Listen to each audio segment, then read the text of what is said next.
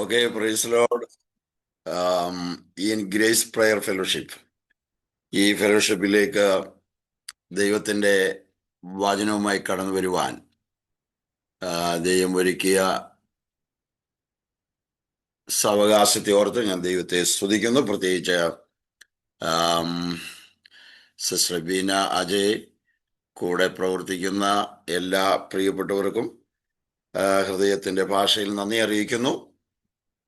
രാവിലെ സമയം കർത്താവിൻ്റെ സന്നിധാനത്തിൽ കടന്നു വന്ന് പ്രാർത്ഥിപ്പാൻ, ആത്മാവിൽ ആരാധിപ്പാൻ, സർവശക്തനായ ദൈവത്തെ മഹത്വപ്പെടുത്തുവാൻ ദൈവം നിങ്ങൾക്ക് നൽകിയ ദൈവകൃപയെ ഓർത്ത് ഞാൻ ദൈവത്തെ സ്തുതിക്കുന്നു.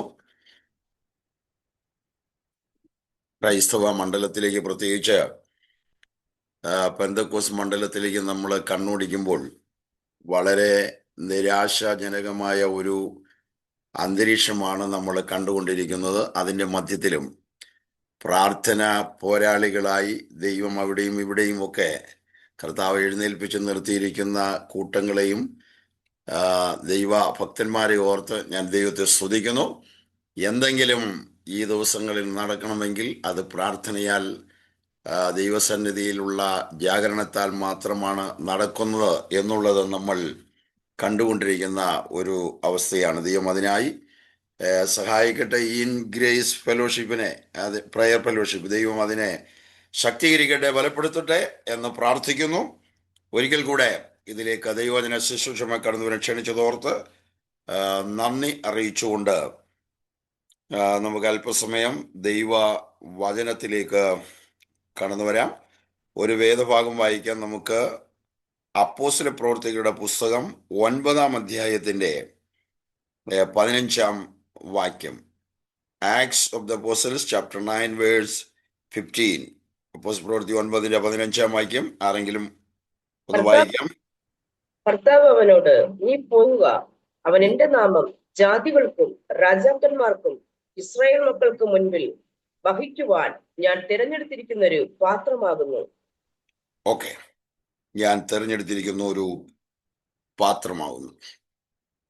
ഒരു നിമിഷം കൂടെ നമുക്ക് കർത്താവിലേക്ക് നോക്കാം. ഞങ്ങളുടെ പരിശുദ്ധ പിതാവേ, യേശുക്രിസ്തുവിൻ നാമത്തിൽ രാവിലെ ഞങ്ങൾ ഒരുമിച്ച് അങ്ങയുടെ അനുഗ്രഹത്തിന്റെ കൃപയുടെ സിംഹാസനവുമിൽ കടന്നു വരുന്നു. നാഥ, നിന്റെ മകളെ ഇത്രത്തോളം അവിടുന്ന് ശക്തീകരിച്ച് ബലപ്പെടുത്തി ഇൻ ഗ്രേസ് പ്രയർ ഫെലോഷിപ്പിലെ ഓരോ ഉത്തരവാദിത്തപ്പെട്ട വ്യക്തികളെയും നിന്റെ കരുതൽ ഏൽപ്പിക്കുന്നു. രാവിലെ കടന്നു വന്ന എല്ലാവരെയും ഏൽപ്പിക്കുന്നു.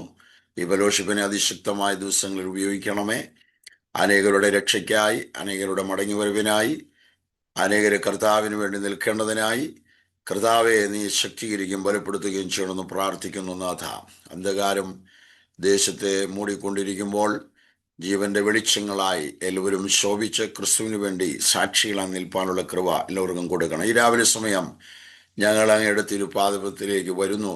നിന്റെ വചനത്താൽ ഞങ്ങളോട് സംസാരിക്കുകയും നിന്റെ വചനത്താൽ ഞങ്ങളെ ശക്തീകരിക്കുകയും ബലപ്പെടുത്തുകയും ചെയ്യണമെന്ന് പ്രാർത്ഥിക്കുന്നു. ഞങ്ങളുടെ പരിശുദ്ധാത്മ ഞങ്ങളുടെ മധ്യത്തിൽ പൊരുന്നി ആവസിക്കണമേ. എല്ലാ അന്ധകാര ശക്തികളെയും തടസ്സങ്ങളെയും മാറ്റണമേ. കർത്താവെ, അവിടുത്തെ കരങ്ങളിൽ സമർപ്പിക്കുന്ന യേശുവിൻ നാമത്തിൽ അപേക്ഷിക്കുന്നു. കൃപയോടെ കേൾക്കുമാറാകണമേ.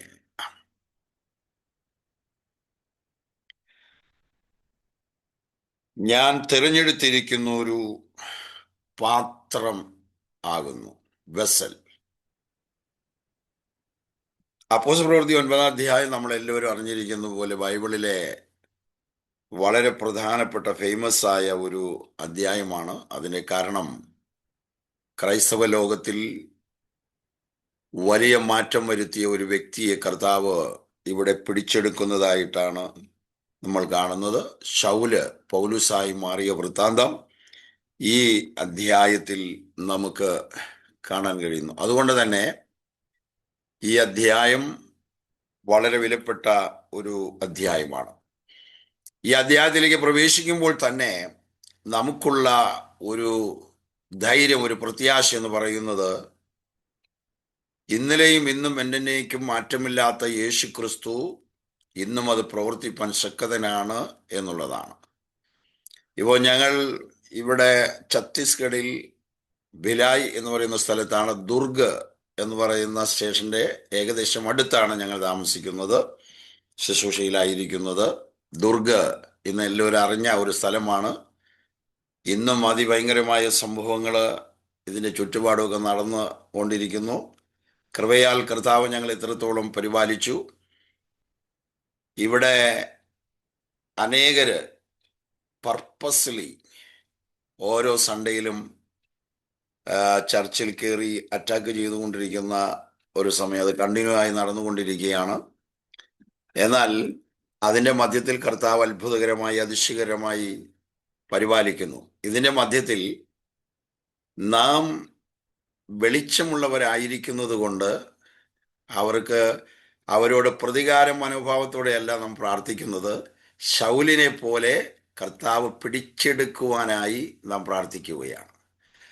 ഫിലിപ്പി ലേഖനം 3-ാം അധ്യായത്തിൽ വരുമ്പോൾ പൗലോസ് ചില കാര്യങ്ങൾ പറഞ്ഞു വരുമ്പോൾ ഇങ്ങനെ പറയുന്നുണ്ട്, ഞാൻ കർത്താവായ യേശു ക്രിസ്തുവിനാൽ പിടിക്കപ്പെട്ടിരിക്കുന്നത് കൊണ്ട്. അതാണ് നമ്മുടെ പ്രത്യാശ. പ്രാർത്ഥനയ്ക്കൊക്കെ ഉള്ള ഈ 65-ാം സങ്കീർത്തനത്തിൽ ഒരു വാക്യമുണ്ട്, സകല ജഡവുമായുള്ളവരെ, അല്ലെങ്കിൽ ദൈവത്തോട് പറയുകയാണ്, പിന്നെയും പിന്നെയും ഞങ്ങൾ നിന്റെ അടുക്കിലേക്ക് വരുന്നു, കാരണം പ്രാർത്ഥന കേൾക്കുന്നവനായുള്ളവേ. നമുക്ക് ഇന്ന് രാവിലെയും വീണ്ടും വീണ്ടും വിഷയങ്ങൾ വെച്ച് പ്രാർത്ഥിക്കുവാനുള്ള ധൈര്യം എന്താണ്, അല്ലെ വീണ്ടും വീണ്ടും പ്രാർത്ഥിക്കുവാനുള്ള ഉത്സാഹം എന്താണ്? അവൻ പ്രാർത്ഥന കഴിഞ്ഞ നാളുകളിൽ കേട്ടുകൊണ്ടിരിക്കുന്നു, ഇനിയും കേൾക്കുമെന്നുള്ളതാണ്. അതുകൊണ്ട് വീണ്ടും നാം അവൻ്റെ പാദപീഠത്തിലേക്ക് വരികയാണ്. നാം ഈ ദിവസങ്ങളിൽ അനേകരെ ഇതുപോലെ പിടിച്ചെടുക്കുവാനായി പ്രാർത്ഥിക്കണം. അപ്പോൾ ഞാൻ കർത്താവായ യേശു ക്രിസ്തുവിനാൽ പിടിക്കപ്പെട്ടിരിക്കുന്നതുകൊണ്ട് ഇന്ന് രാവിലെ സമയം ഇവിടെ ഇരിക്കുന്ന എല്ലാവർക്കും പറയുവാൻ കഴിയും, ഞാൻ കർത്താവായ യേശു ക്രിസ്തുവിനാൽ പിടിക്കപ്പെട്ടിരിക്കുന്നു. ആ പിടിക്കപ്പെട്ട ദിവസം, പിടിക്കപ്പെട്ട സമയം എന്നുള്ളത് എത്രയോ മനോഹരമാണ്. അതോർക്കുമ്പോൾ യോഗ്യതയില്ലാതിരുന്ന സ്ഥാനത്ത്, സ്നേഹത്തിനും ഈ തെരഞ്ഞെടുപ്പിനും അർഹതയില്ലായിരുന്ന സ്ഥാനത്ത് കർത്താവ് നമ്മെ ആദ്യം സ്നേഹിച്ചു. അതുകൊണ്ട് നാം അവനെ സ്നേഹിക്കുന്നു. അവൻ നമ്മെ വിളിച്ചു, അവൻ നമ്മെ തിരഞ്ഞെടുത്തു എന്നുള്ളത് നമുക്കുള്ള വലിയ സാക്ഷ്യമാണ്. അതുകൊണ്ട് സമയങ്ങളിൽ കർത്താവ് നമ്മെ അവനായി പിടിച്ചെടുത്തത് കൊണ്ട് നമുക്ക് അവനെ സ്തുതിക്കാം. സ്തുതിച്ചുകൊണ്ട് വായിച്ച വേദഭാഗത്ത് നിന്ന് ഈ ദിവസങ്ങളിൽ കർത്താവിൻ്റെ ഹൃദയത്തിൽ പ്രകാശിപ്പിച്ച ഒരു ആലോചന വളരെ പെട്ടെന്ന് നിങ്ങളുടെ മുമ്പിൽ ഞാൻ വെക്കുവാൻ ആഗ്രഹിക്കുകയാണ്. പാത്രം എന്നുള്ളൊരു വാക്ക് അവിടെ നമുക്ക് കാണാൻ കഴിയുന്നു. വെസൽ എന്ന് പറയുന്ന ഒരു വാക്ക്. ആ വാക്ക് നമ്മൾ വായിക്കുമ്പോൾ തന്നെ നമുക്ക് കാണാൻ കഴിയുന്ന ഒരു കാര്യം, ബൈബിളിൻ്റെ അടിസ്ഥാനം നോക്കിയാൽ കുശവൻ എന്നുള്ളൊരു പേര് അവിടെ വരും. ഈ ഭാഗം പിന്നീട് അപ്പോസ്തലനായ പൗലോസ് പിടിക്കപ്പെട്ടതിന് ശേഷം, ശുശ്രൂഷയിൽ മുന്നേറിയതിന് ശേഷം, റോമാലേഖനം 9-ാം അധ്യായത്തിൽ പല വിധത്തിലുള്ള പാത്രങ്ങളെക്കുറിച്ച് താൻ തൻ്റെ അനുഭവ ജീവിതത്തിൽ നിന്ന് പറയുന്നുണ്ട്. അവിടെ തന്നെ താൻ ചോദിക്കുന്നൊരു ചോദ്യമാണ്, ഒരു കുശവന് ഒരേ മണ്ണിൽ നിന്ന് ഏത് വിധത്തിലും പാത്രത്തെ വാർത്തെടുക്കുവാൻ കഴിയും എന്ന് പറഞ്ഞ നല്ല കുശവനായ യേശു ക്രിസ്തുവിനെ റോമാലേഖനം 9-ൽ ചിത്രീകരിക്കുന്നുണ്ട്. അപ്പോൾ ഇവിടെ നമ്മൾ വായിച്ച വേദഭാഗത്ത് കർത്താവ് പറയുന്നത്, ഞാൻ തിരഞ്ഞെടുത്തിരിക്കുന്ന ഒരു പാത്രമാകുന്നു എന്ന് പറയുമ്പോൾ യേശു ക്രിസ്തു നമ്മുടെ നല്ല കുശവനാണ്, നമ്മെ മെനയുന്നവനാണ്, നമ്മെ പണിയുന്നവനാണ്. യിരെമ്യാവിന്റെ പുസ്തകം 18-ാം അധ്യായത്തിൽ, ഇസ്രായേലേ നിങ്ങൾ എൻ്റെ കയ്യിൽ ഈ മണ്ണ് പോലെയാണ് എന്ന് പറയുന്നുണ്ടല്ലോ. എന്ന് പറഞ്ഞാലും അവൻ ഇഷ്ടമുള്ള രീതിയിൽ നമ്മെ മെനയുവാൻ കഴിയുന്ന നല്ലൊരു കുശവനാണ് നമ്മുടെ കർത്താവായ യേശു ക്രിസ്തു എന്ന് നമുക്ക് കാണാൻ കഴിയുന്നു. അതിവേഗത്തിൽ ഈ അധ്യായത്തിൽ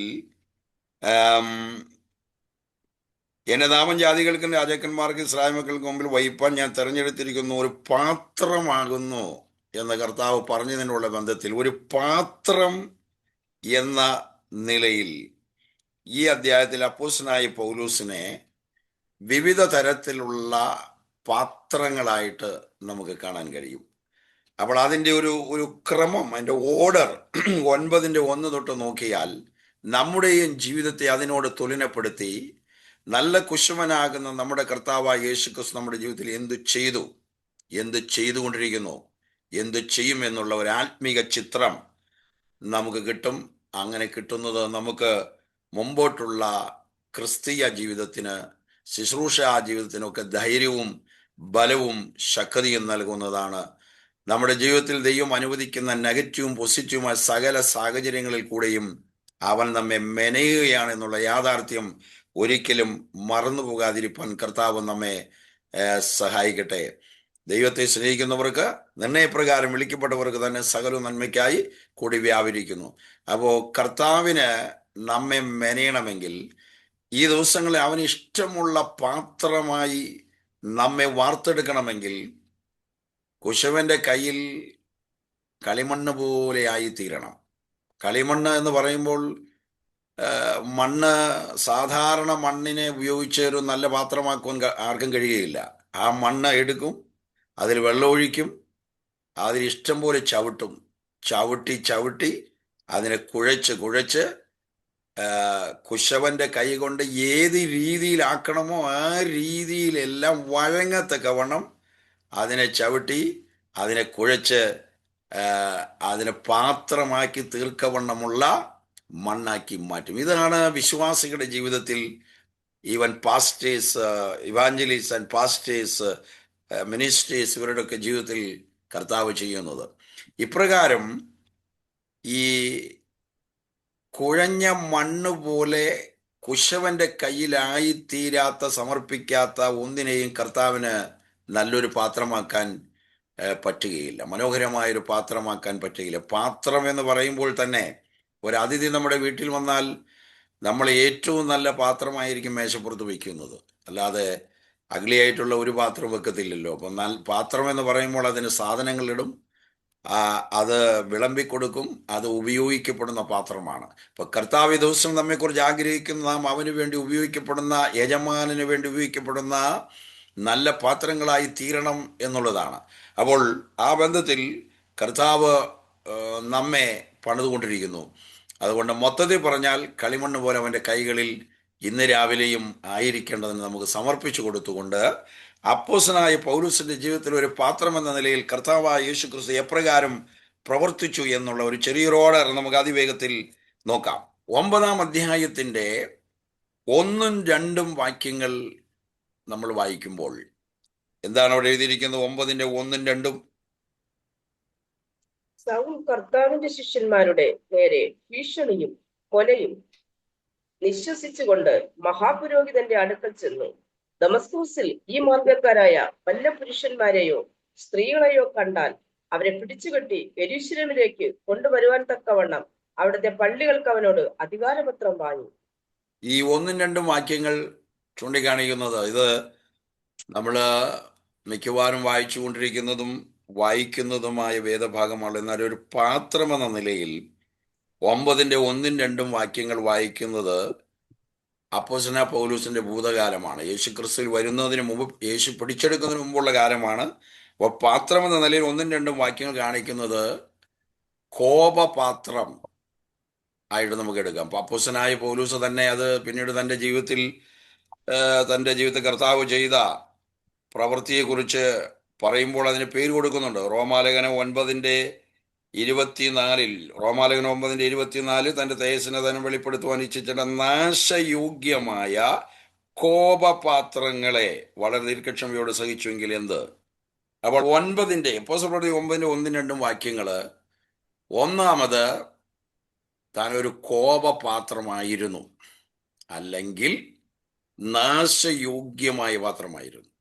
ഏതു നിമിഷത്തിലും നശിച്ചു പോകാമായിരുന്ന, പൊട്ടിപ്പോകാമായിരുന്ന, അല്ലെങ്കിൽ ദൈവത്തിന്റെ ഒരു കോപപാത്രമായിരുന്നു. യോഹന്നാന്റെ സുവിശേഷം 3-ാം അധ്യായത്തിന്റെ അവസാന ഭാഗത്ത് യേശുക്രിസ്തുവിനെ വിശ്വസിക്കാത്ത സകലരുടെ മേലും ദൈവത്തിന്റെ ക്രോധത്തിന്റെ വാള് തൂങ്ങിക്കിടക്കുന്നു എന്ന് നമുക്ക് കാണാൻ കഴിയും. വിശ്വസിക്കാത്ത സകല വ്യക്തികളുടെ മേലും ദൈവകോപത്തിന്റെ ന്യായവിധിയുടെ വാള് തൂങ്ങിക്കിടക്കുകയാണ്. അപ്പൊ നമ്മുടെ പ്രാർത്ഥന എന്ന് പറയുന്ന, കർത്താവെ ഈ കോപത്തിന്റെയും ന്യായവിധിയുടെയും വാളെ എല്ലാവരും നിന്നും മാറ്റണമേ എന്ന് പറഞ്ഞാൽ അവർ ക്രിസ്തുവിനാൽ പിടിക്കപ്പെടണമേ. ഒരു പാപി യേശു ക്രിസ്തുവിനാൽ പിടിക്കപ്പെടുമ്പോൾ അവന്റെ മേലുള്ള ദൈവക്രോധത്തിന്റെ വാള് മാറിപ്പോവുകയാണ്. അതുകൊണ്ട് ഇപ്പോൾ ക്രിസ്തുയേശുവിലുള്ളവർക്ക് ഒരു ശിക്ഷാവിധിയുമില്ല എന്ന് ദൈവജനത്തിൽ നമ്മൾ വായിക്കുന്നല്ലോ. അപ്പം അപ്പോസ്തലനായ പൗലോസ് കർത്താവായ യേശുക്രിസ്തുവിനെ പിടിക്കപ്പെടുന്നതിന് മുമ്പ് താൻ കോപപാത്രമായിരുന്നു ദൈവത്തിന് മുമ്പിൽ. നാശയോഗ്യമായ ഒരു പാത്രമായിരുന്നു. ഇത് നമ്മുടെയും അവസ്ഥയായിരുന്നു. എഫേസ്യ ലേഖനം 2:1 നമ്മൾ വായിക്കുമ്പോൾ, അതിക്രമങ്ങളിലും പാപങ്ങളിലും മരിച്ചവരായിരുന്ന നമ്മെയും അവൻ ഉയർപ്പിച്ചു. ഒരു വ്യത്യാസമില്ല, എല്ലാവരും പാപം ചെയ്ത് ദൈവ തേജസ് ഇല്ലാത്തവരായി തീർന്നു.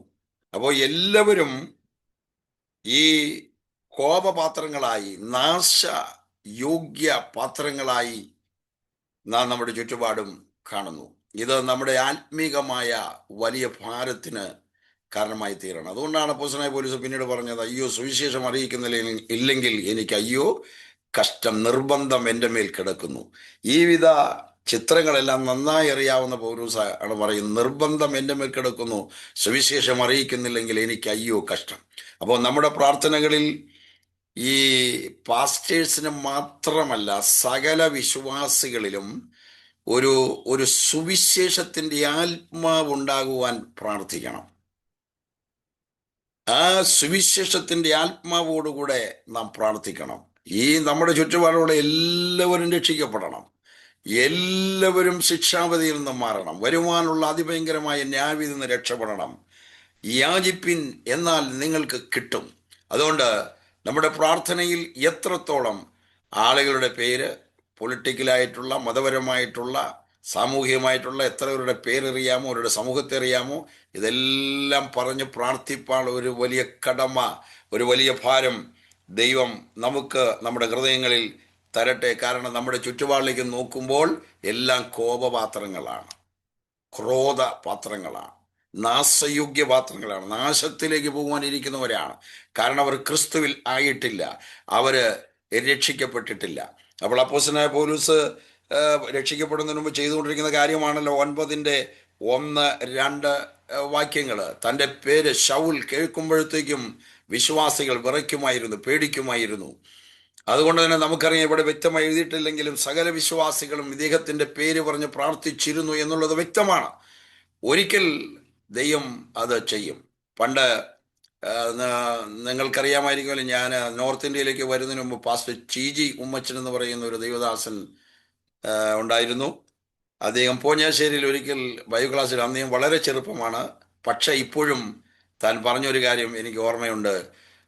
ഒരു പാറ, പ്രത്യേകിച്ച് ശുശ്രൂഷകന്മാരുള്ള ഒരു മീറ്റിംഗിൽ താൻ ബൈബിൾ ക്ലാസ് എടുക്കുമ്പോൾ താൻ പറഞ്ഞൊരു കാര്യം ഇന്ന് സുവിശേഷ വേളയിൽ എനിക്ക് വളരെ ദൈവം തരുന്ന ഒന്നാണ്. അദ്ദേഹം പറഞ്ഞത്, ശുശ്രൂഷകന്മാരോട് അല്പം ആത്മീക രോഷം പ്രകടിപ്പിച്ചുകൊണ്ട് താൻ പറഞ്ഞതാണ്, നിങ്ങൾ എന്തുകൊണ്ട് ആത്മാക്കളെ നേടുന്നില്ല? ഇത്ര വർഷം പ്രവർത്തിച്ചിട്ടും നിങ്ങൾക്ക് എത്ര ആത്മാക്കളെ കിട്ടി? എന്തുകൊണ്ട് കിട്ടുന്നില്ല എന്ന് പറഞ്ഞതിന് ശേഷം അദ്ദേഹം പറഞ്ഞൊരു കാര്യമാണ്, ഒരു പാറ, ആ പാറയെ കൂടം കൊണ്ട് ഒരു പ്രാവശ്യം അടിച്ചു. ആദ്യത്തെ അടിയിൽ അത് അടി പോലെ തോന്നുകയില്ല. അവിടെ തന്നെ രണ്ടാമതും അടിച്ചു, അവിടെ തന്നെ മൂന്നാമതും അടിച്ചു, അവിടെ തന്നെ നാലാമതും അടിച്ചു. നീ അടിക്കുക, അടിച്ചുകൊണ്ടേയിരിക്കുക. ആ അടിക്കുന്നിടത്ത് വീണ്ടും അടിച്ചുകൊണ്ടിരുന്നാൽ അത് ഒരു പ്രാവശ്യം, ഒരു സമയം വരെ അത് പൊട്ടുക തന്നെ ചെയ്യും എന്ന് താൻ പറഞ്ഞത് ഇന്നും എനിക്ക് ഓർമ്മയുണ്ട്. നാം വ്യക്തികളെയും സമൂഹങ്ങളെയും ഓർത്ത് അവരുടെ രക്ഷയ്ക്കായി പ്രാർത്ഥിക്കുമ്പോൾ കർത്താവ് തീർച്ചയായും ആ പ്രാർത്ഥന കേൾക്കുകയും ഒരിക്കൽ ദൈവം അവരെ ദൈവരാജ്യത്തിലേക്ക് കൊണ്ടുവരികയും ചെയ്യും എന്നുള്ളത് ഉറപ്പായ ഒരു കാര്യമാണ്. അങ്ങനെ 9:1-2 വാക്യങ്ങൾ, ഈ അപ്പോസ്തലനായ പൗലോസ് സൗലായിരിക്കുമ്പോൾ താൻ കോപപാത്രവും താൻ നാശയോഗ്യമായ ഒരു പാത്രവുമായിരുന്നു എന്ന് നമുക്ക് കാണാൻ കഴിയും. നമുക്ക് അതിവേഗത്തിൽ മുമ്പോട്ട് പോകാം. നമ്മുടെ എല്ലാവരുടെയും അവസ്ഥ അതായിരുന്നു. നമ്മളും ദൈവകോപത്തിന് ഇരയായിരുന്നു, നാശത്തിലേക്ക് പോകേണ്ടവരായിരുന്നു. എന്നാൽ അടുത്ത പാത്രം എന്ന നിലയിൽ നമ്മൾ നോക്കുമ്പോൾ 9-ാം അധ്യായത്തിൻ്റെ 3-ാം വാക്യം നമുക്കൊന്ന് വായിക്കാം. 9-ാം അധ്യായത്തിൻ്റെ 3-ാം വാക്യം.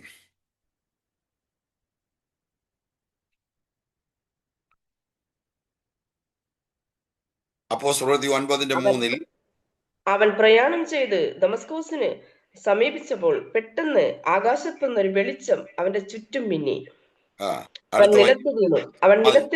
അവൻ നിലത്ത് വീണു.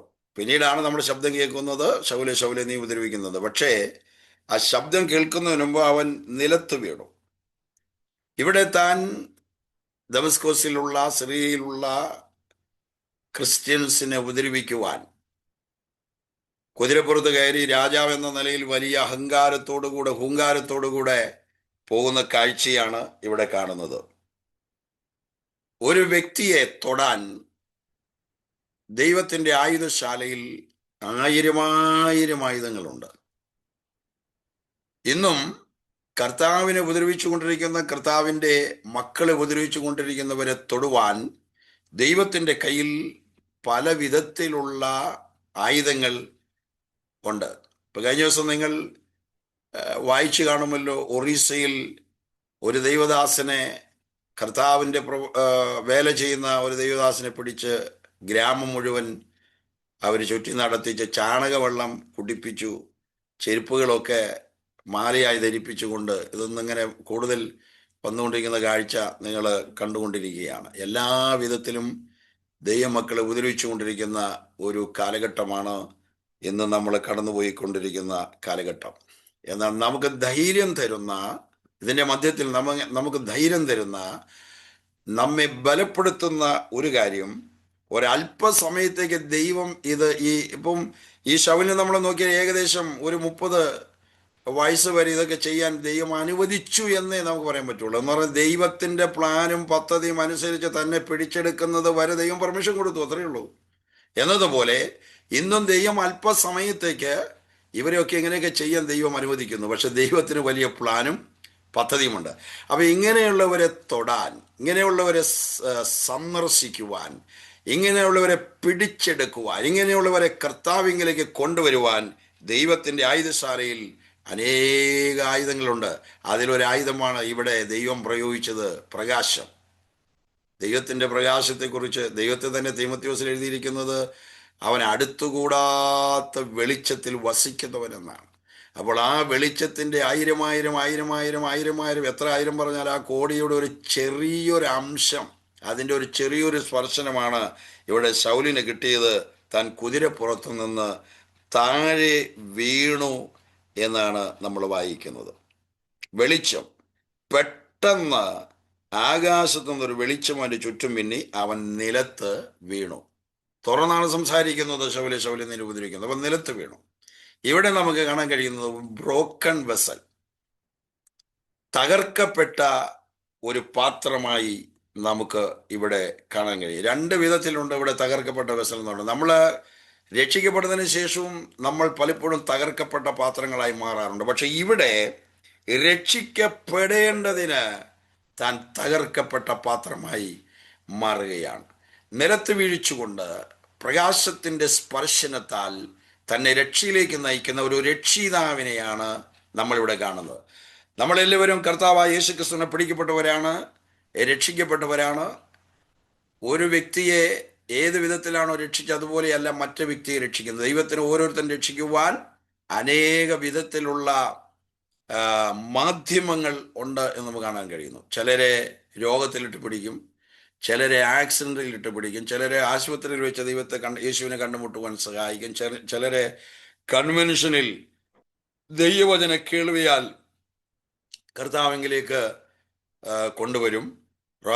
യോഹന്നാൻ 6 പറയുന്ന പോലെ യേശു പറഞ്ഞല്ലോ, എൻ്റെ പിതാവ് ആകർഷിച്ചിട്ടല്ലാതെ നിങ്ങളിൽ അങ്ങാർക്കും എൻ്റെ അടുക്കൽ വരുവാൻ കഴിയുകയില്ല. അതേ അധ്യായത്തിൽ തന്നെ വീണ്ടും യേശു പറഞ്ഞു,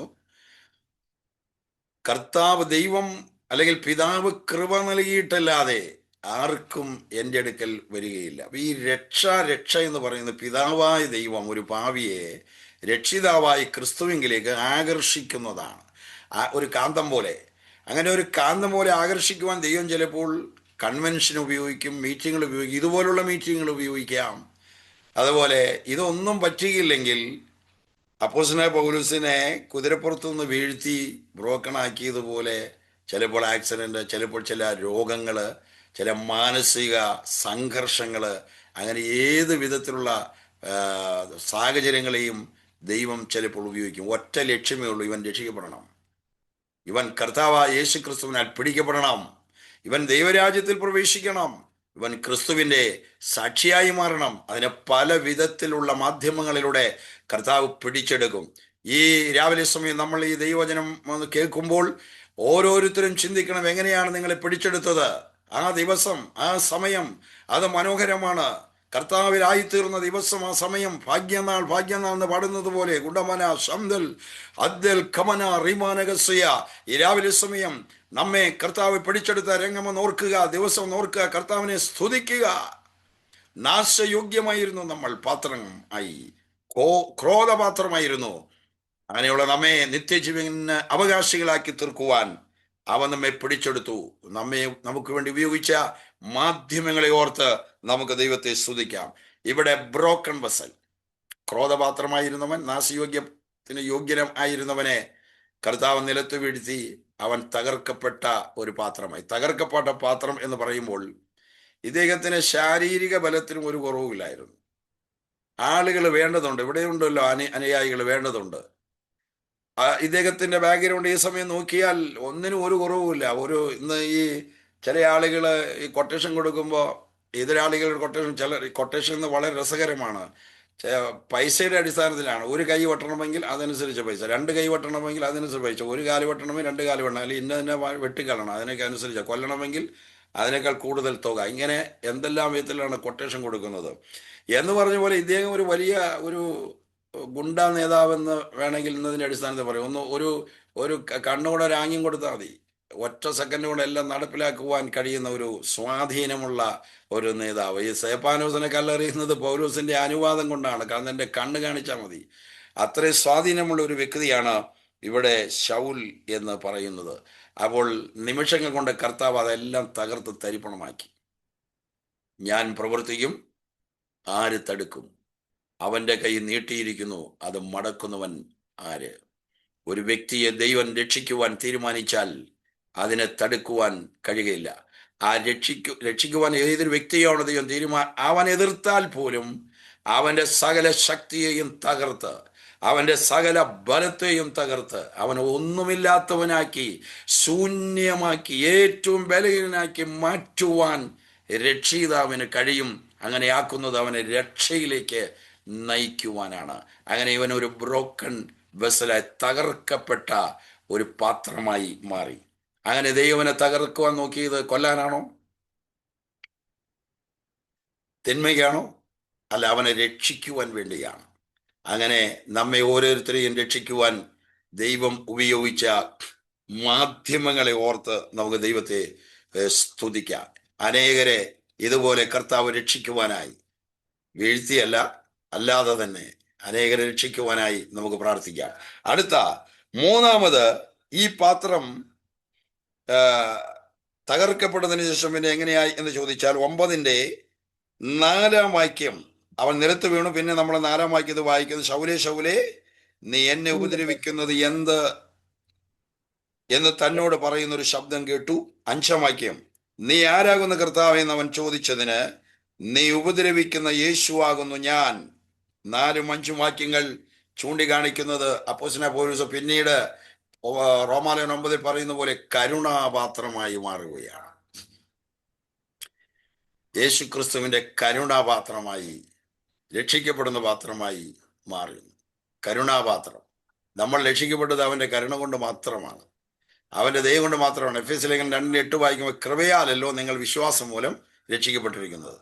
നമ്മുടെ ആരുടെയും ബുദ്ധി കൊണ്ടോ ജ്ഞാനം കൊണ്ടോ കഴിവ് കൊണ്ടോ പരിശ്രമം കൊണ്ടോ നന്മ കൊണ്ടോ ഒന്നുമല്ല നമ്മൾ രക്ഷിക്കപ്പെട്ടത്. നമ്മുടേതായ യാതൊന്നുകൊണ്ടും നന്മ പ്രവൃത്തി കൊണ്ടല്ല നമ്മൾ കർത്താവിൽ വന്നത്. അവന്റെ കരുണ മാത്രമാണ്, അവന്റെ ദയ മാത്രമാണ്. അപ്പോസ്തലനായ പൗലോസ് പിന്നെ തീമോഥെയോസിൽ പറയുന്നുണ്ടല്ലോ, ആ പാപികളിൽ ഞാൻ ഒന്നാമൻ, എങ്കിലും അവന്റെ കരുണ എന്നിൽ അവൻ കാണിച്ചു. അപ്പോൾ ദൈവത്തിന്റെ കരുണയാൽ യോഗ്യതയില്ലാതിരുന്ന നമ്മെ അവൻ രക്ഷിച്ച് കരുണാപാത്രങ്ങളായി. ഈ രാവിലെ സമയം ഇവിടെ എത്ര പേര് ഇരിക്കുന്നുണ്ടോ? ഇവിടെ 35 പേരോളം ഇവിടെ കാണുന്നു. ഈ 35 പേരും ഒരു 35 കരുണാപാത്രങ്ങളാണ്.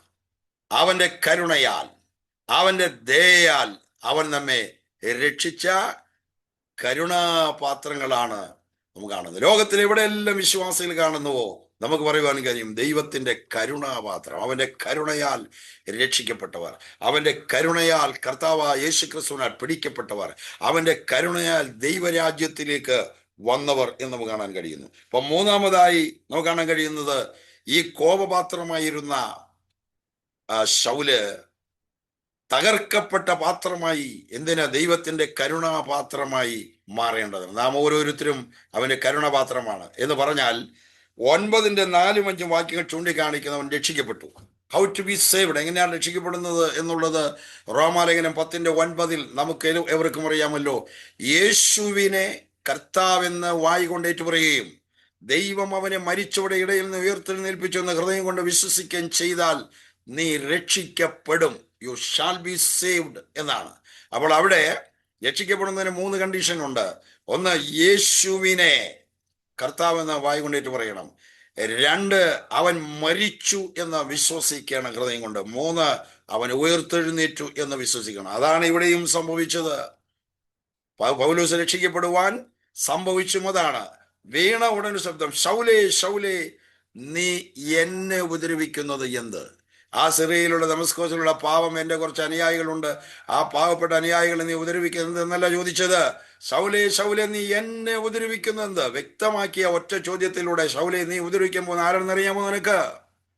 അത് എൻ്റെ ശരീരമാണ്. ദറ്റ് ഇസ് മൈ ബോഡി, എൻ്റെ ശരീരമാണ്. അവരെ തൊട്ടാൽ നീ എൻ്റെ കണ്ണിൻ്റെ കൃഷ്ണമണിയാണ് തൊടുന്നത് എന്ന ഒറ്റ ചോദ്യത്തിലൂടെ കർത്താവ് വ്യക്തമാക്കി. ശൗലേ ശൗലേ നീ എന്നെ ഉപദ്രവിക്കുന്നത് എന്ത്? ഉടനെ ശൗലിൽ നിന്നുള്ള ഒരു ചോദ്യമാണ്, നീ ആരാകുന്നു കർത്താവേ? കർത്താവേ എന്ന് പറയുമ്പോൾ അത് ഭരിക്കുന്നവൻ, കർത്തൃത്വം ചെയ്യുന്നവൻ, കുതിരപ്പുറത്ത് കയറി രാജാവെന്ന നിലയിൽ ദൈവമക്കളെ ഉപദ്രവിക്കുവാൻ പോയ ശൗലിനെ, അല്ലെങ്കിൽ എന്നെ നിലത്ത് താഴെയിട്ട നീ ആരാണ്? എൻ്റെ മേൽ കർത്തൃത്വം നടത്തിയ നീ ആരാണ്?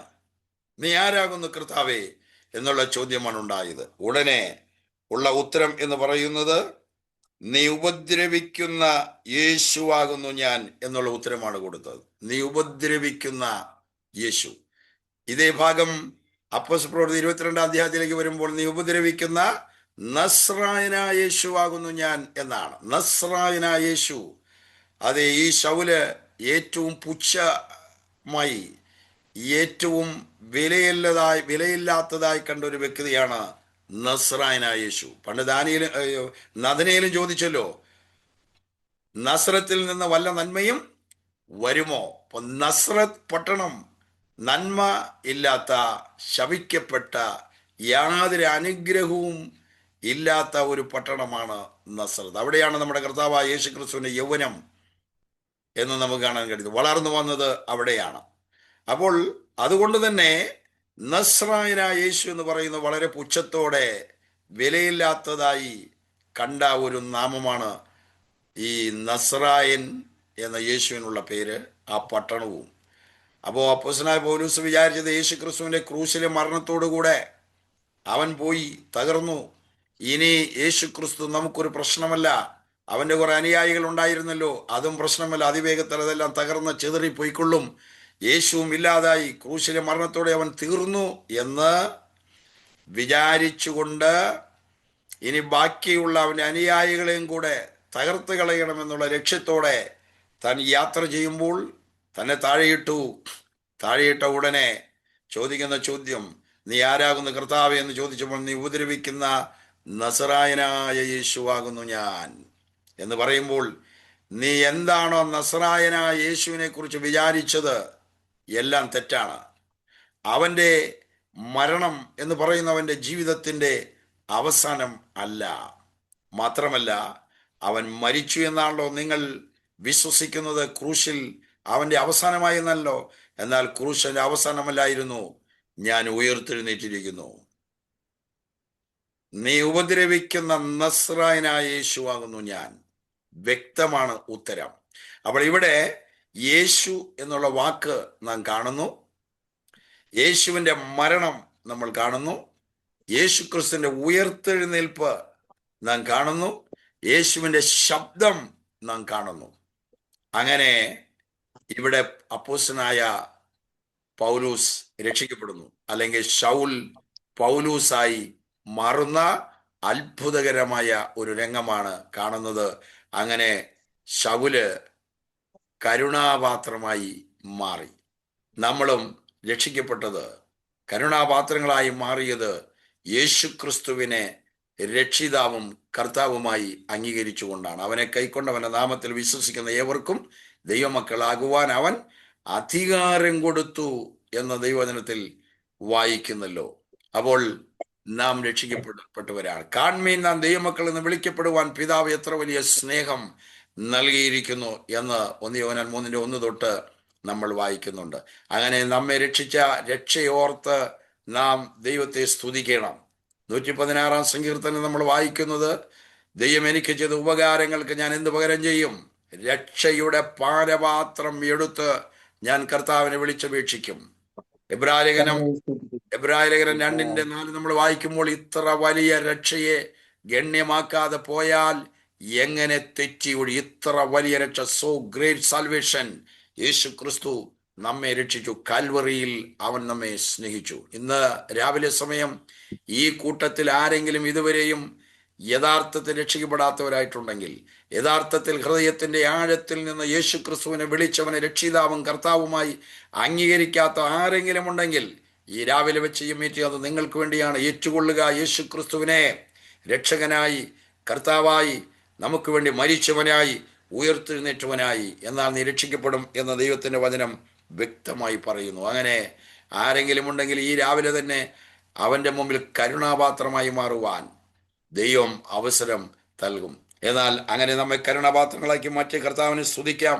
നമ്മുടെ രക്ഷ വലിയ രക്ഷയാണ്. അതുകൊണ്ട് സങ്കീർത്തനക്കാരൻ പറയുന്ന പോലെ രക്ഷയുടെ പാനപാത്രം എടുത്ത് അവൻ ചെയ്ത ഉപകാരങ്ങൾക്ക് നമുക്ക് നന്ദി അറിയിക്കാം. ഇത്ര വലിയ രക്ഷ. നാം രക്ഷിക്കപ്പെട്ടുകൊണ്ടിരിക്കുന്നു, രക്ഷിക്കപ്പെട്ടു.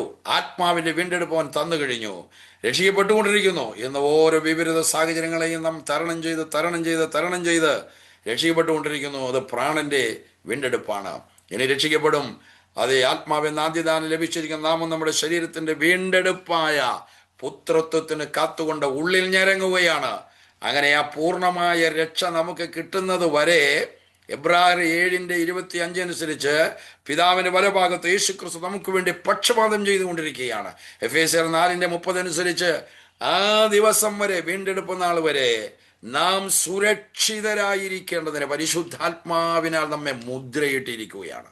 അപ്പോൾ നമ്മൾ യേശു ക്രിസ്തുവിനായി സൂക്ഷിക്കപ്പെട്ടിരിക്കുന്നവരാണ്. അതുകൊണ്ടാണ് എഴുതിയിരിക്കുന്നത്, ഇത്ര വലിയ രക്ഷ എണ്ണമാക്കാതെ പോയാൽ നാം എങ്ങനെ തെറ്റി ഒഴിയും? അതുകൊണ്ട് നാം രക്ഷിക്കപ്പെട്ടവരാണ്. നമ്മുടെ രക്ഷ വലിയ രക്ഷയാണ്. ആ രക്ഷയിൽ നിലനിന്ന് അപൂർണമായ രക്ഷ പ്രാപിക്കുന്നവരെയും മുമ്പോട്ട് പോകാൻ കർത്താവ് നമ്മേവരെയും സഹായിക്കട്ടെ. അപ്പൊ മൂന്നാമത്, അവൻ കരുണാപാത്രമായി മാറി. ഇനി നാലാമത് നമ്മൾ ശ്രദ്ധിച്ചാൽ, അത് ഈ 9-ാം അധ്യായത്തിൽ നമ്മൾ കാണുന്നില്ല. അപ്പോസ്തലനായ പൗലോസിന്റെ റിപ്പന്റൻസ് അപ്പോസ്തല പ്രവൃത്തിയിൽ 3 ഭാഗത്തായിട്ടാണ് വിവരിച്ചിരിക്കുന്നത്. 3 ഭാഗം കൂടെ വായിക്കുമ്പോഴാണ് ദമസ്കോസിന്റെ പടിവാതിൽക്കൽ എന്താണ് സംഭവിച്ചത് എന്നുള്ള പൂർണ്ണ ചിത്രം നമുക്ക് കാണുകയുള്ളൂ. അപ്പോൾ ഇവിടെ 9-ാം അധ്യായത്തിലും പിന്നീട് 22-ാം അധ്യായത്തിലും പിന്നീട് 26-ാം അധ്യായത്തിലുമായി ദമസ്കോസിൽ സംഭവിച്ച കാര്യങ്ങൾ വ്യക്തമായി രേഖപ്പെടുത്തിയിട്ടുണ്ട്. ഈ ഭാഗത്ത് 9-ാം അധ്യായത്തിന്റെ 4 കഴിഞ്ഞാൽ, 4ഉം 5ഉം കഴിഞ്ഞാൽ പിന്നെ സംഭവിച്ചത് ഇവിടെ എഴുതിയിട്ടില്ല. എന്നാൽ അപ്പോസ്തലർ 22:10 എഴുതിയിട്ടുണ്ട്. അവിടെ അപ്പോസ്തലനായ പൗലോസ് കർത്താവിനോട് ചോദിക്കുന്ന രണ്ടാമത്തെ ചോദ്യം ഒന്ന് വായിക്കാം. അപ്പോസ്തല പ്രവൃത്തി 22:10 വായിക്കാം. കർത്താവെ, ഞാൻ എന്ത് ചെയ്യണമെന്ന് ചോദിച്ചതിന് കർത്താവ് എന്നോട്, മതി. കർത്താവെ, ഞാൻ എന്ത് ചെയ്യണം? അത് ഈ 9-ൽ നമ്മൾ കാണുന്നില്ല. അപ്പോ 2 ചോദ്യമാണ് ഇവിടെ കിടന്നുകൊണ്ട് ശൗല് ചോദിച്ചത്. ഒന്ന്, നീ ആരാകുന്നു കർത്താവേ? എന്റെ മേൽ കർത്തൃത്വം നടത്തിയ, എന്നെ തട്ടിത്താഴെയിട്ട നീ ആരാകുന്നു കർത്താവേ? ഉത്തരം കൊടുത്തല്ലോ, നീ ഉപദ്രവിക്കുന്ന നസ്രായനായ യേശു ആകുന്നു ഞാൻ.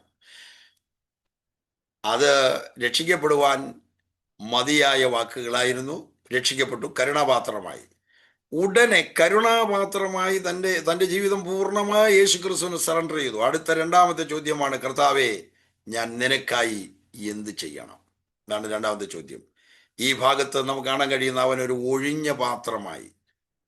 ഒരു എംപ്റ്റി വെസലായി മാറി എന്നുള്ളതാണ് നമ്മൾ കാണുന്നത്. കാരണം വലിയ പ്ലാനുകളോടും പദ്ധതികളോടും കൂടെയാണല്ലോ താൻ ദമസ്കോസിലേക്ക് പോയത്. താൻ പറയുന്ന ഭാഷയനുസരിച്ച് 8-ാം അധ്യായത്തിലൊക്കെ ഞാനിവിടെ പോകും, സ്ത്രീ പുരുഷന്മാരെ ഞാൻ പിടിച്ച് ബന്ധിച്ച് ജയിലിലാക്കും, അതിൽ ചിലരെ ഞാൻ യെരൂശലേമിലേക്ക് കൊണ്ടുവരും, അങ്ങനെ ചെയ്യും ഇങ്ങനെ ചെയ്യും എന്നുള്ള വളരെ വമ്പൻ പദ്ധതിയുമായി പ്രൊജക്റ്റുമായിട്ടാണ് താൻ അങ്ങോട്ട് പോയത്. ഹൃദയം മുഴുവൻ ആ പദ്ധതി കൊണ്ട് നിറഞ്ഞിരിക്കുകയാണ്. അന്ന് താൻ കർത്താവിനാൽ പിടിക്കപ്പെട്ടിട്ടില്ല.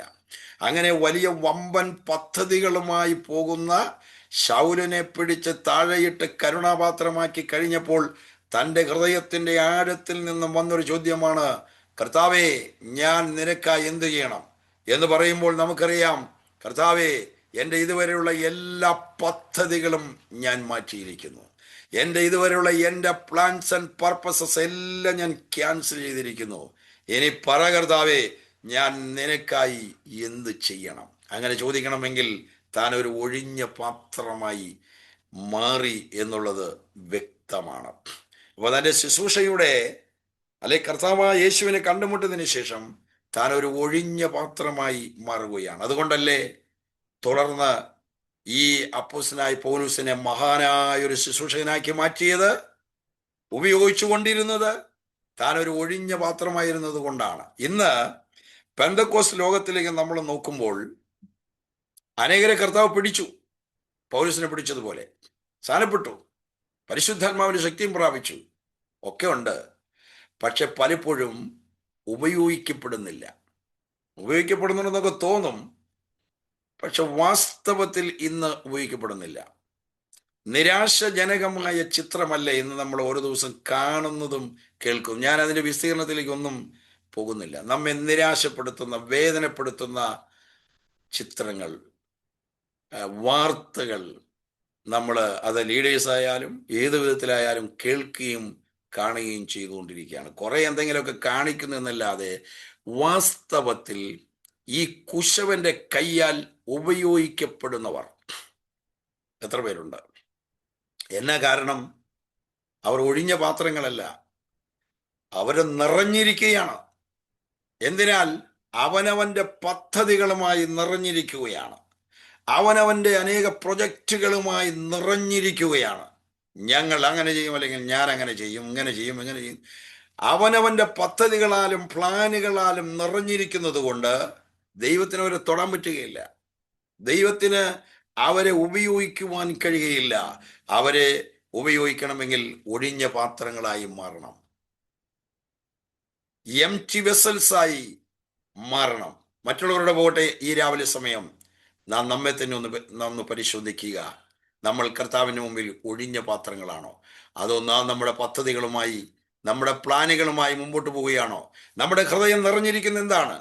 ഹൃദയം നിറഞ്ഞു കവിയുന്നതല്ലോ വായി സംസാരിക്കുന്നത്. നാം ദൈവ ഇഷ്ടത്തിന് പൂർണ്ണമായി സമർപ്പിച്ചിട്ടുണ്ടോ? നമുക്ക് നമ്മുടെ ബുദ്ധിപരമായി, ജ്ഞാനപരമായി ഒത്തിരി കാര്യങ്ങൾ ചെയ്യാം, പ്ലാനുകൾ ഉണ്ടാക്കാം, അതൊക്കെ ശരിയാണ്. അതിനുള്ള കഴിവും ബുദ്ധിയും ജ്ഞാനം ഒക്കെ ഇന്ന് എല്ലാവർക്കും ഉണ്ട്. പക്ഷെ കർത്താവിന് ഇതൊന്നും ഒരു പ്രശ്നമല്ല, ഇതൊന്നും വേണ്ട കർത്താവിന്. മനുഷ്യന്റെ മുമ്പിൽ വലുതായി കാണുന്നത് ദൈവത്തിന് വെറുപ്പാണെന്ന് എഴുതിയിരിക്കുന്നല്ലോ. അതുകൊണ്ട് ഒറ്റവാദ്യം പറഞ്ഞ് മുമ്പോട്ട് പോവുകയാണ്. ഈ രാവിലെ സമയം നമ്മുടെ ഓരോരുത്തരുടെയും ജീവിതം ദൈവത്തിന്റെ വ്യക്തമായ പെർഫെക്റ്റ് വിൽ ഓഫ് ഗോഡിനെ സമർപ്പിക്കാൻ. കർത്താവേ, ഗതസമനെ രക്ഷിതാവ് പ്രാർത്ഥിച്ചതുപോലെ രക്ഷിതാവിനെ അവിടെ നമുക്ക് ദൈവപുത്രനായും മനുഷ്യപുത്രനായും കാണാം. മനുഷ്യപുത്രൻ എന്ന നിലയം പ്രാർത്ഥിച്ചല്ലോ, കർത്താവേ, നിനക്ക് ഇഷ്ടമുണ്ടെങ്കിൽ ഈ പാനപാത്രം എങ്കിൽ നിന്ന് നീക്കണമേ. ഉടനെ പറഞ്ഞില്ലേ, എങ്കിലും ഞാൻ ഇച്ഛിക്കുന്നത് പോലെ അല്ല, നീ ഇച്ഛിക്കുന്നത് പോലെ, നീ ഇച്ഛിക്കുന്നത് പോലെ. ഞാൻ ഇച്ഛിക്കുന്ന പോലെ ഇച്ഛകളൊക്കെ ഉണ്ടാകാം, പക്ഷെ നീ ഇച്ഛിക്കുന്ന പോലെ സമ്പൂർണ്ണമായി ദൈവഗീതത്തിന് സമർപ്പിക്കേണ്ടതിന് ഈ രാവിലെ സമയം ഒരിക്കൽ കൊണ്ട് നമുക്ക് ഒഴിഞ്ഞ പാത്രങ്ങളായി മാറാം. ഒഴിഞ്ഞ പാത്രങ്ങളെ, എംപ്റ്റി വെസൽസിന് ഉപയോഗിക്കുവാൻ കർത്താവ് ഈ രാവിലെ സമയം നമ്മിലേക്ക് നോക്കുകയാണ്. 2 രാജകുമാരൻ 4-ാം അധ്യായത്തിൽ ഒരു സ്ത്രീ, കടഭാരത്താൽ മുങ്ങിയ ഒരു സ്ത്രീ നമ്മൾ കാണുന്നുണ്ടല്ലോ. പരിഹാരം നിലയിൽ എലീശ പറഞ്ഞത്, എല്ലാ കാലിപാത്രങ്ങളെ, എംപ്റ്റി വെസൽസ്, ഒഴിഞ്ഞ പാത്രങ്ങൾ നിങ്ങൾ കൊണ്ടുവരും, അതിൽ നിറപ്പീൻ എന്നാണ് പറഞ്ഞത്. ഒഴിഞ്ഞ പാത്രത്തെ നിറയ്ക്കുവാൻ കഴിയുള്ളൂ. രാവിലെ സമയം നമുക്ക് പ്രാർത്ഥിക്കും, കർത്താവേ, ഞാൻ എന്നെ തന്നെ ഒഴിഞ്ഞ പാത്രമായി നിന്റെ കയ്യിൽ തരികയാണ്, എന്നെ നിറയ്ക്കണമേ. അവൻ നമ്മെ നിറയ്ക്കട്ടെ കൃപകളാൽ, പരിശുദ്ധാത്മാവിന്റെ ശക്തിയാൽ, വചനത്താൽ, തേജസ്സാൽ, ദൈവത്തിന്റെ കൃപാ വരങ്ങളാൽ നിറയ്ക്കേണ്ടതിന് നമുക്ക് ഒഴിഞ്ഞ പാത്രങ്ങളായി മുമ്പോട്ട് പോകാം. പൂർണ്ണമായി നമുക്ക് സമർപ്പിക്കാം. അങ്ങനെ പൗലോസ് ഒഴിഞ്ഞ പാത്രമായി, തുടർന്നാണ് താൻ അത്ഭുതകരമായി ഉപയോഗിക്കപ്പെടുന്നത്. വീണ്ടും 5-15 വാക്യമാണ് നമ്മൾ ഏറ്റവും ആദ്യം വായിച്ചത്. കർത്താവ് അവനോട്, നീ പോക, അവൻ എൻ്റെ നാമം ജാതികൾക്കും രാജാക്കന്മാർക്കും ഇസ്രായേൽ മക്കൾക്കും മുമ്പിൽ വഹിപ്പാൻ ഞാൻ തിരഞ്ഞെടുത്തിരിക്കുന്ന ഒരു പാത്രമാകുന്നു. 5 നമ്മൾ കാണുന്നത് യേശു ക്രിസ്തുവിന്റെ നാമം വഹിച്ചു കൊണ്ടുപോകുവാൻ തെരഞ്ഞെടുക്കപ്പെട്ട പാത്രം. എന്തിനാണ് നാം രക്ഷിക്കപ്പെട്ടത്? ഉത്തരം, നാശത്തിൽ നിന്നും നരകത്തിൽ നിന്നൊക്കെ വിടുവിക്കപ്പെടുവാനാണ്. ഒത്തിരി ആൻസേഴ്സ് ഉണ്ട്. പക്ഷെ അതിനെല്ലാം ഉപരിയായി നമ്മെ രക്ഷിച്ചതിന് ദൈവത്തിന് പ്രത്യേകമായ ഉദ്ദേശമുണ്ട്. നമ്മെ തെരഞ്ഞെടുത്തതിന് ദൈവത്തിന് പ്രത്യേകമായ ഉദ്ദേശമുണ്ട്. എൻ്റെ നാമം വഹിപ്പാൻ ഞാൻ തെരഞ്ഞെടുത്തിരിക്കുന്ന ഒരു പാത്രം. അപ്പോസ്തലനായ പൗലോസിനെ സംബന്ധിച്ച് നോക്കുകയാണെങ്കിൽ, രാജാക്കന്മാരുടെ മുമ്പിൽ, ഇസ്രായേൽ മക്കളുടെ മുമ്പിൽ, എല്ലാവരുടെയും, ജാതികൾക്ക് മുമ്പിൽ, ജാതികൾ, രാജാക്കന്മാർ, ഇസ്രായേൽ മക്കൾ. പിന്നീട് നമ്മൾ കാണുന്നുണ്ട് ഇത് 3 തന്നെ ജീവിതത്തിൽ നിറവേറി. അതിലേക്ക് പോകുന്നില്ല. ഇത് 3 നിറവേറി. അപ്പോൾ ഇവരുടെ എല്ലാം മുമ്പിൽ യേശു ക്രിസ്തുവിന്റെ നാമം വഹിപ്പാൻ തിരഞ്ഞെടുക്കപ്പെട്ട പാത്രങ്ങളാണ് നാം. എൻ്റെ നാമം വഹിപ്പാൻ, അവന്റെ നാമം വഹിക്കുന്നവരാണോ നാം? യേശു ക്രിസ്തുവിന്റെ നാമം വഹിപ്പാൻ തിരഞ്ഞെടുക്കപ്പെട്ട പാത്രങ്ങളാണ് നാം അത് വാസ്തവത്തിൽ നിവർത്തിക്കുന്നുണ്ടോ? യേശുവിന്റെ നാമം നാം വഹിക്കുന്നവരാണ്. യേശുവിന്റെ നാമം വഹിക്കുക എന്ന് പറയുമ്പോൾ ഒരു വലിയ നിർബന്ധം കൂടെ നമ്മുടെ ഉള്ളിൽ കിടക്കുകയാണ്. ഒരു വലിയ ഭാരം നമ്മുടെ ഉള്ളിൽ കിടക്കുകയാണ്. ഒരു വലിയ ദൗത്യം നമ്മുടെ ഉള്ളിൽ കിടക്കുകയാണ്. അതാണല്ലോ വഹിക്കുക. വഹിച്ചുകൊണ്ട് പോകുമ്പോൾ അനേക പ്രതികൂലങ്ങൾ ഉണ്ടാകും, തടസ്സങ്ങൾ ഉണ്ടാകും. പക്ഷെ അതിനെല്ലാം തരണം ചെയ്തുകൊണ്ട് ഈ നാമം വഹിച്ചുകൊണ്ട് നാം മുമ്പോട്ട് പോവുകയാണ്. വിശ്വാസത്തിന്റെ നായകനും പൂർത്തി വരുത്തുന്നതിനുമായി യേശുവിനെ തന്നെ നോക്കുക എന്ന് എഴുതിയിരിക്കുന്നത് പോലെ ഈ നാമം വഹിച്ചുകൊണ്ട് നാം പോവുകയാണ്. രാവിലെ സമയം നാം കർത്താവിന്റെ സന്നയിൽ വന്നു, പ്രാർത്ഥിച്ചു, പാടി, ആരാധിച്ചു. ഒരു നിമിഷം ഒന്ന് ചിന്തിക്കുക. രക്ഷിക്കപ്പെട്ടിട്ട് എത്ര വർഷമായി? ഇത്ര നാളായി. സ്നാനപ്പെട്ടിട്ട് എത്ര വർഷമായി? ഇത്ര നാളായി. പരിശുദ്ധാത്മ സ്നാനം ശക്തിയൊക്കെ പ്രാപിച്ചിട്ട് എത്ര നാളായി? ഇത്രയും വർഷത്തിനിടയിൽ എത്ര നാളായി യേശുവിനെ ആരോടെങ്കിലും ഒന്ന് സാക്ഷിച്ചിട്ട്? യേശുവിന്റെ നാമം സ്വന്തം വായി കൊണ്ട് മറ്റുള്ളവരുടെ മുമ്പിൽ ഒന്ന് എടുത്തിട്ട് എത്ര നാളായി? എത്ര മാസമായി? എത്ര വർഷമായി? വർഷങ്ങളായെങ്കിൽ ഇന്ന് രാവിലെ പശ്ചാത്തപിക്കണം. മാസങ്ങളായെങ്കിൽ പശ്ചാത്തപിക്കണം. നമ്മെ രക്ഷിച്ചത് യേശുവിന്റെ നാമം വഹിപ്പാനാണ്. യേശുവിന്റെ നാമം നമ്മുടെ വായിൽ നിന്നും പുറപ്പെടാനാണ്. യേശുവിന്റെ സ്വർഗ്ഗാരോഹണത്തിന് മുമ്പ് യേശു പറഞ്ഞല്ലോ, അപ്പോസ്തലർ 1:8, പരിശുദ്ധാത്മാവ് നിങ്ങളുടെ മേൽ വരുമ്പോൾ നിങ്ങൾ ശക്തി പ്രാപിച്ചിട്ട് യെരുശലേമിലും യഹൂദിയിലും സമരയിലും പിന്നെ ഭൂമിയുടെ അറ്റത്തോളം എൻ്റെ പ്രസംഗകന്മാരാകുമെന്നല്ല യേശു പറഞ്ഞത്. എൻ്റെ മിനിസ്റ്റേഴ്സ് ആകും എന്നല്ല പറഞ്ഞത്.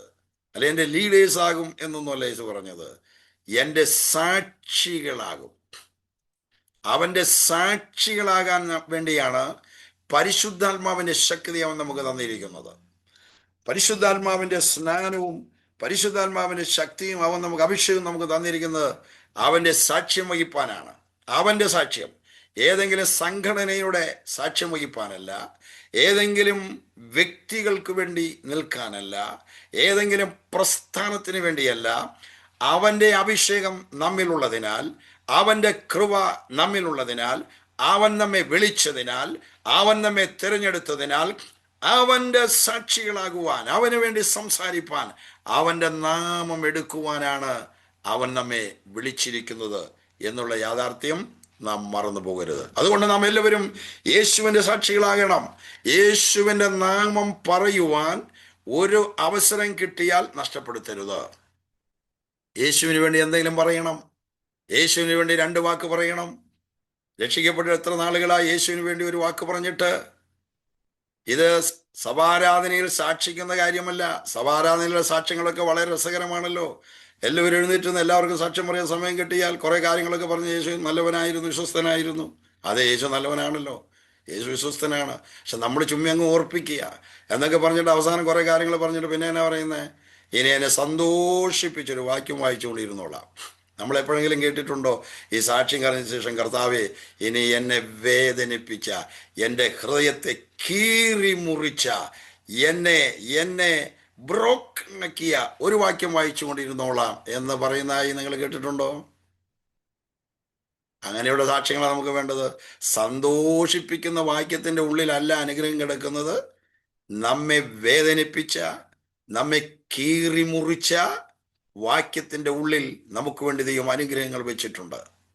അതുകൊണ്ട് ദൈവത്തിന്റെ വചനം ഇരുവായത്തിലുള്ള വാളാകിയാൽ അത് നമ്മെ തകർക്കണം, നമ്മെ മാനസാന്തരത്തിലേക്ക് നയിക്കണം, പാപബോധത്തിലേക്ക് നയിക്കണം.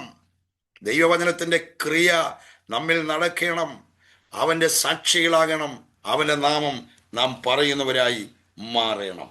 അപ്പോൾ അഞ്ചാമതായി നമ്മൾ കാണുന്നത് യേശു ക്രിസ്തുവിന്റെ നാമം വഹിപ്പാൻ തെരഞ്ഞെടുത്തിരിക്കുന്ന പാത്രമാണ്. എവിടെ സമയം കിട്ടിയാലും ഒരു വാക്ക്, രണ്ട് വാക്ക് യേശുവിന് വേണ്ടി പറയണം.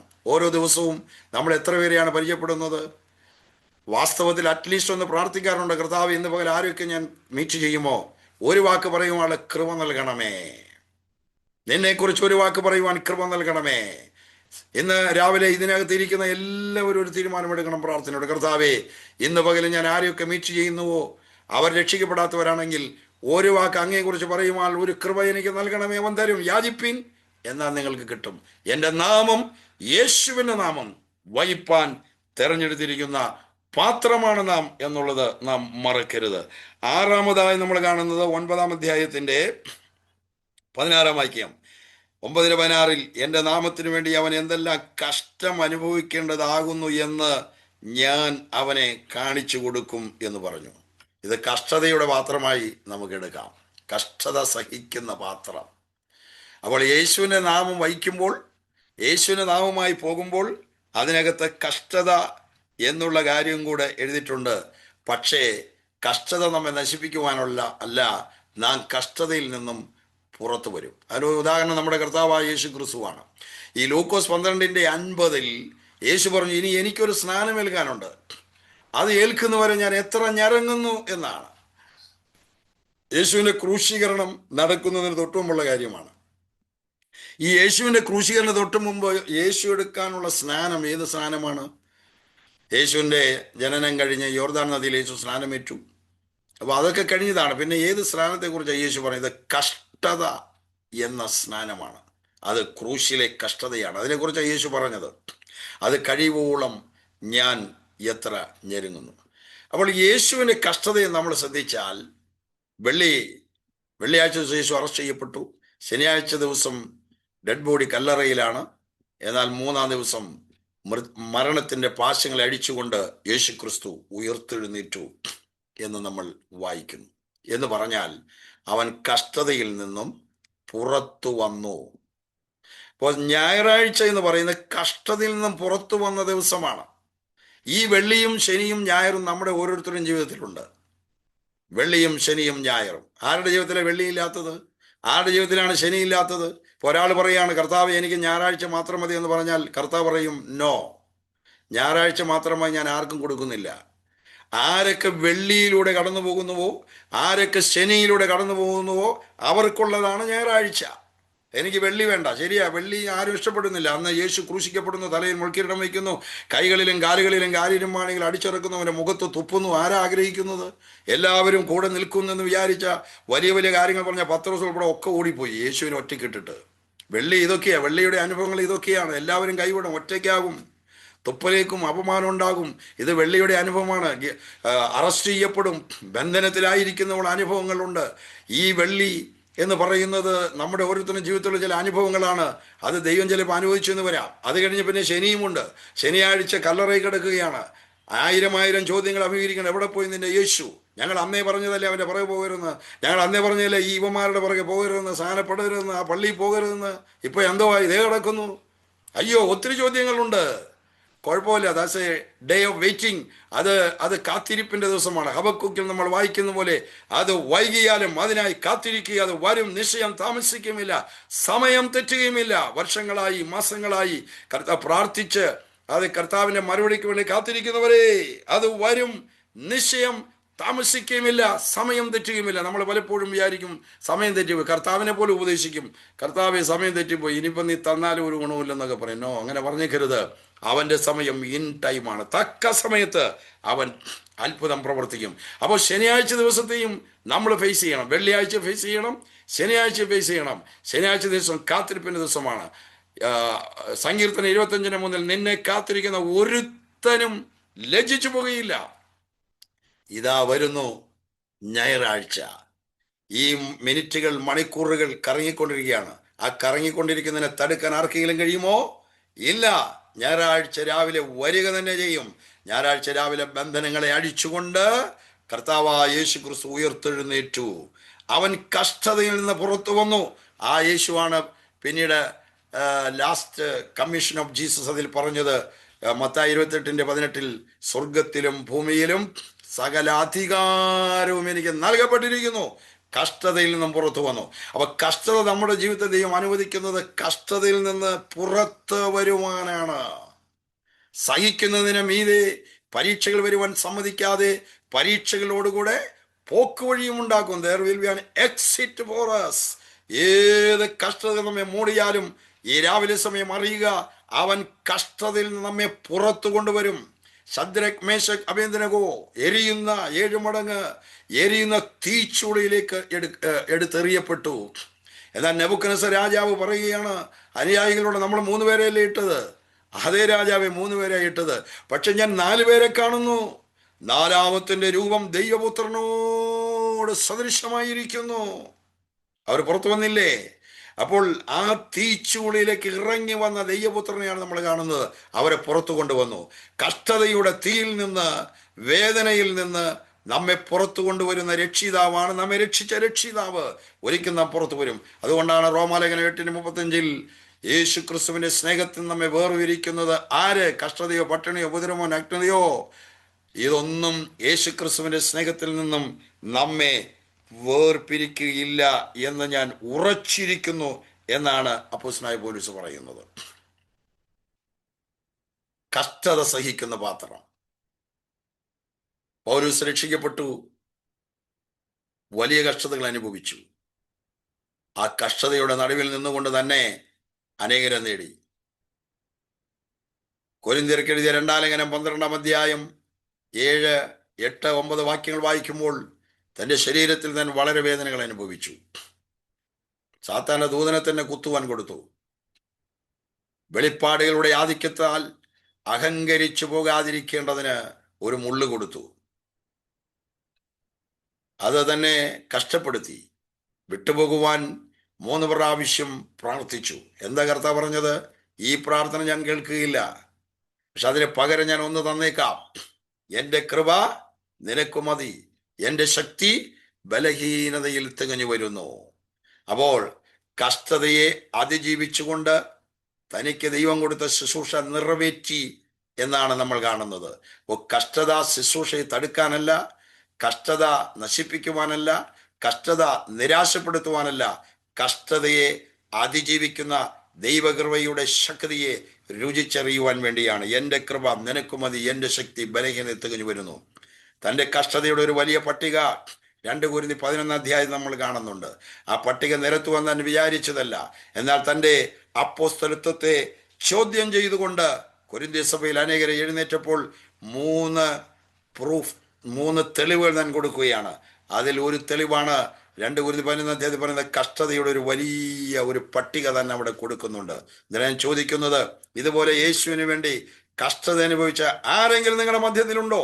അപ്പോസ്തലത്വത്തിന്റെ ഒരു തെളിവായി തൻ്റെ കഷ്ടതയെ കൂടെ നിരത്തുകയാണ്. ഏതായാലും ഇവിടെ നമ്മൾ കാണുന്നത് കഷ്ടത സഹിക്കുന്ന പാത്രമായി പൗലോസ് മാറി.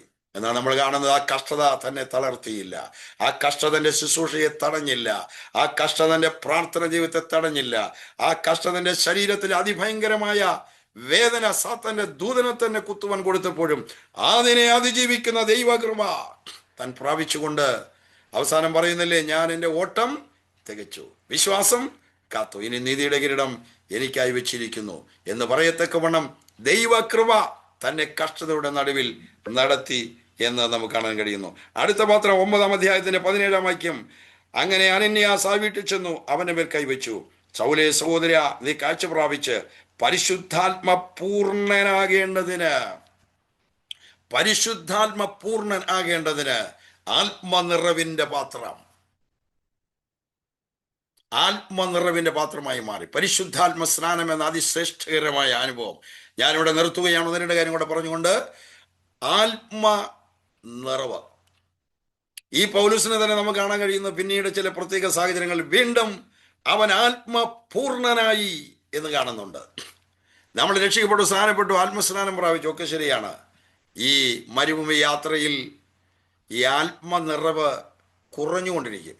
കണ്ണിലൂടെ, നാവിലൂടെ, ചിന്തകളിലൂടെ, ചെവിയിലൂടെ, വിചാരങ്ങളിലൂടെ, പ്രവൃത്തികളിലൂടെ ഒക്കെ ഇതിങ്ങനെ ഓരോ തുള്ളി ഇങ്ങനെ കുറഞ്ഞുകൊണ്ടിരിക്കും.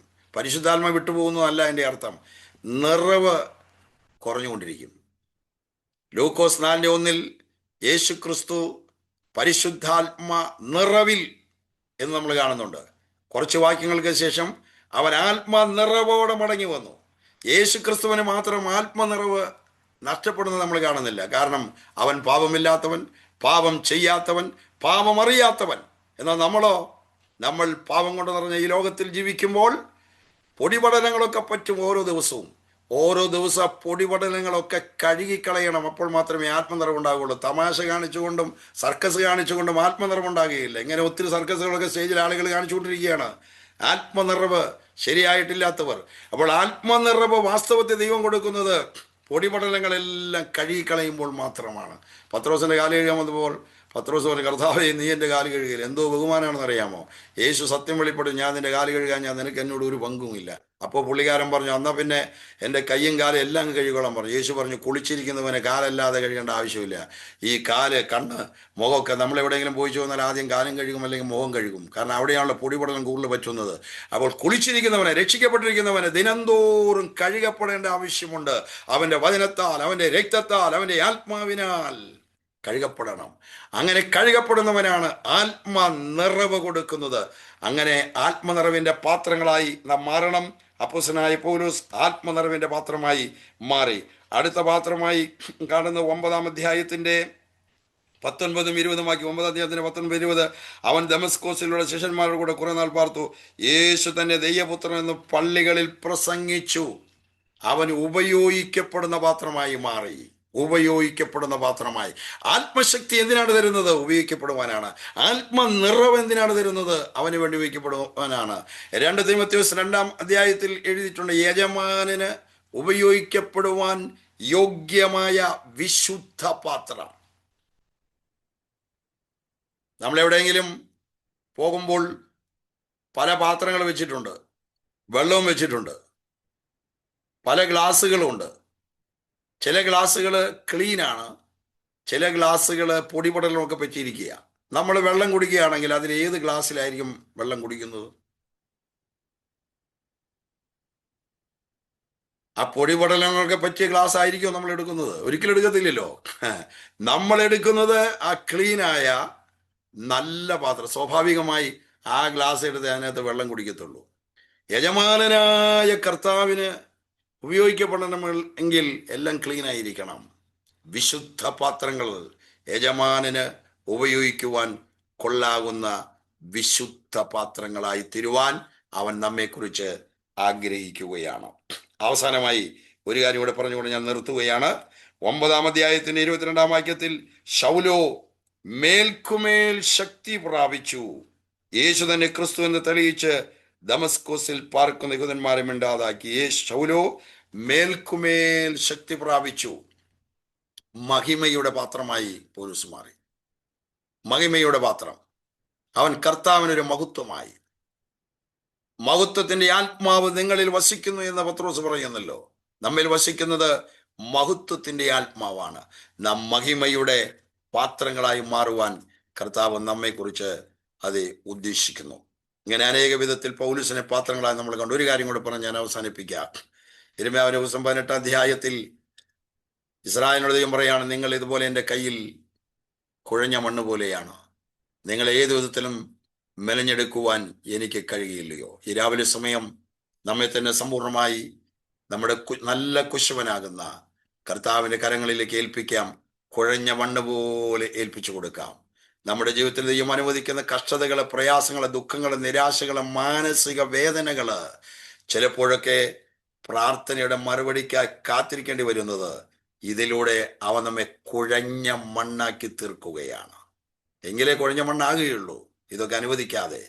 അപ്പോൾ ഓരോ കഷ്ടതയ്ക്കായും ഓരോ വേദനയ്ക്കായും ഓരോ മാനസിക സംഘർഷത്തിനായും ഇതുവരെ പ്രാർത്ഥനയുടെ മറുപടി തന്നില്ലെങ്കിൽ അതിനായും സ്തോത്രം ചെയ്യാം, നന്ദി അറിയിക്കാം. അതിലൂടെ അവൻ നമ്മെ മെനയുകയാണ്, അതിലൂടെ അവൻ നമ്മെ പണിയുകയാണ്. അവനെ മനോഹരമായ, ഉപയോഗിക്കുവാൻ കൊള്ളാകുന്ന സുന്ദരമായ മഹിമയുടെ പാത്രമാക്കി തീർക്കേണ്ടതിന്, ഉപയോഗിക്കുവാൻ കൊള്ളാകുന്ന പാത്രങ്ങളാക്കി തീർക്കേണ്ടതിന് ഈ സാഹചര്യങ്ങളെ അവൻ അനുവദിക്കുകയാണ്. ആകയാൽ ഒരു കുഴഞ്ഞ മണ്ണെന്ന പോലെ നല്ല കോശവനാകുന്ന യേശുവിൻ്റെ കൈകളിലേക്ക് നമ്മുടെ ജീവിതം സമർപ്പിക്കാം. അവന് വേണ്ടി ഉപയോഗിക്കപ്പെടുന്ന പാത്രങ്ങളായി തീരുവാൻ കർത്താവ് നമ്മെ സഹായിക്കട്ടെ. ഈ വചനങ്ങളാൽ ദൈവമായ കർത്താവ് നമ്മെ ഏവരെയും അനുഗ്രഹിക്കുമാറാകട്ടെ. Thank you.